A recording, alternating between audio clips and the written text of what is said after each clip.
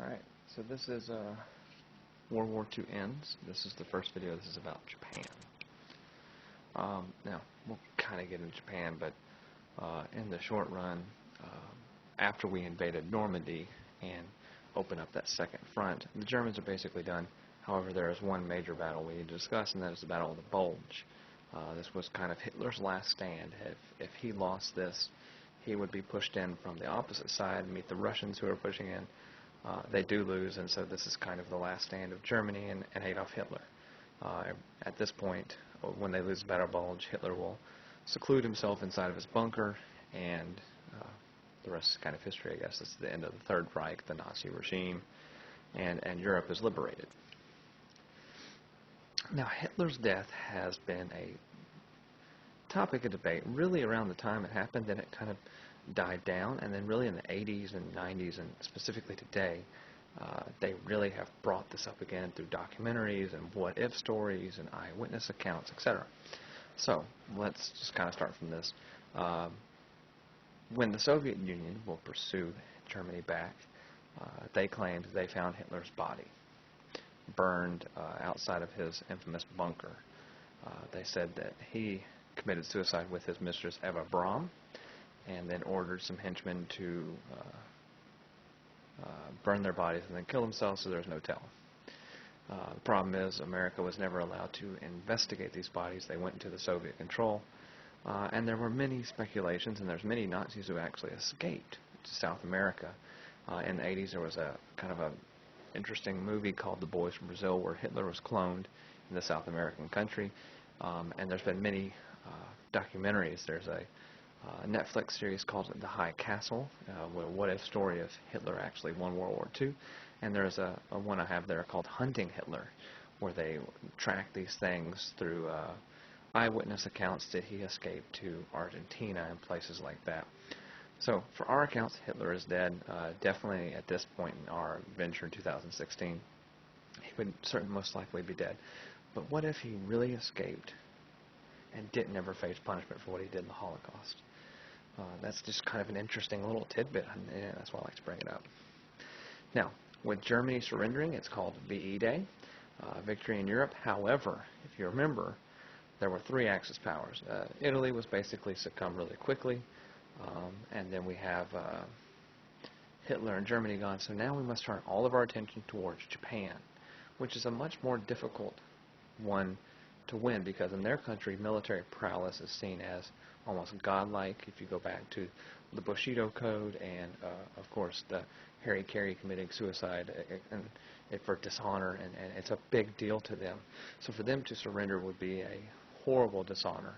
So they're going to keep fighting, we're going to keep fighting, and it's going to lead to some very bloody conflicts and ultimately a very difficult decision on our part. Now, their lives were intertwined while they were alive. Hitler and FDR came to power roughly around the same time in 1932, and they roughly died around the same time in 1945, and it's kind of weird, right? Now, FDR will pass, at this point he's won his fourth term in 1944. Shortly after being there inaugurated, he will pass away, and his vice president, Harry S. Truman, will take over. Now, whereas FDR liked compromise and conflict and all these different things, so you can see on Harry Truman's desk, it says the buck stops here. The blame stops here, the decisions. Harry Truman is more hands-on, wants to make all the decisions himself, and he ultimately makes a really big decision in World War II that we're going to discuss in the next video. Now, the first one of this, we're pushing Japan back to their own islands, yeah. And it leads to some bloody battles. The first one is called Iwo Jima. Now, Iwo Jima, and you can't see it because this thing didn't layer right, has a massive volcano around it. And so we use amphibious warfare like we did in Normandy, etc. And as we do, there are massive casualties on the American side. In the end, we do end up winning.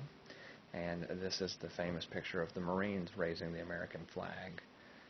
And there's actually a really interesting story that came on CNN that they quoted one guy as being there, and they found out many, many years later, in 2016, it's the wrong guy. And he never went back and said, no, that was me. And it kind of goes to show that fraternity, that Semper Fi mentality of the Marines and how close-knit they are. So Iwo Jima kind of goes hand in hand with the Battle of WW2 in this whole idea. In fact, they do use a quote from that said, uncommon valor was a common virtue. Bravery you wouldn't see every day was in the heart of every man at Iwo Jima. However, because of the high casualty numbers, we realize as we get closer and closer to Japan, it's going to get bloodier and bloodier and bloodier. And so, are there alternatives to that? Now, Curtis LeMay is going to be the man in charge of the Air Force at World War II. And he began to kind of look at new statistics and could they drop bombs closer and different sorties and air ventures and really kind of radicalize the whole idea of efficiency in the Air Force and where you drop bombs.